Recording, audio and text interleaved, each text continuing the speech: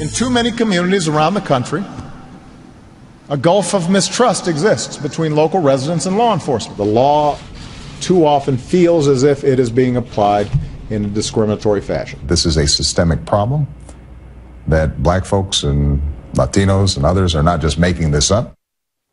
President Obama weighing in on racial tensions throughout the year, and now in a new interview, he says that the country is actually better off, saying, quote, I actually think it's in its day-to-day interactions less racially divided. But is the nation really less divided? Joining us now is former Congressman and Fox News contributor, Lieutenant Colonel Alan West. Colonel, welcome to the show. President Obama's, it just seems like he's been tone deaf to a lot of things, but in this particular case, not only do a lot of people believe it's worse, a lot of people believe he's the central reason why it's worse, race relations. Well, good morning to you, Charles. It's good to be with you.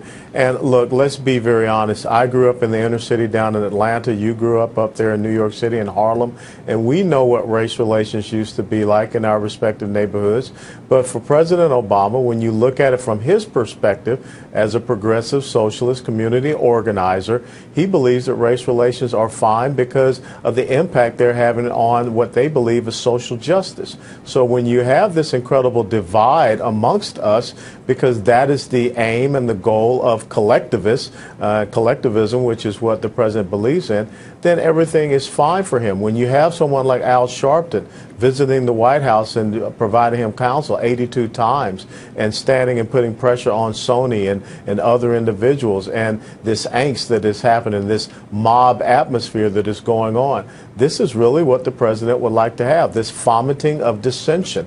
But that is not what the inner city needs right now. We need economic growth. We need better education opportunities, but that's not the focus. Right. In fact, you know what, Colonel, I would actually argue that a lot of times the president's fallback position with respect to stoking the anger and anxiety with race is because of inability to move the economic needle. I do want to read a Fox News poll, relationships since President Obama took office. You see it right there. Only 16% of whites think it's gotten better, only 26% of blacks.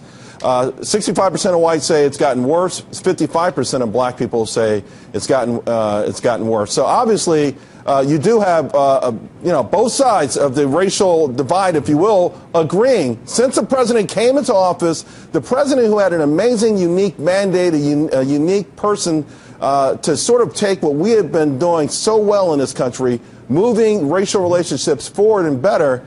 How did he drop the ball this drastically? I mean, I understand the collectivism thing, but it feels like at every turn that he could blame or hint or suggest that racism was at the fault of criticism, the fault of failure, he took that. Well, one of the things is that they created that atmosphere back early in 2009. Eric Holder said that we were a nation of cowards when it came to race. And you look at the fact that we have elected and reelected the first black president, but yet he still believes that that's not enough. We have the National Security Advisor, the Department of Homeland Security. I don't know what more else you need to have. Colonel West, thank you very much. Unfortunately, it's going to be a big story in 2016, too. Thank you.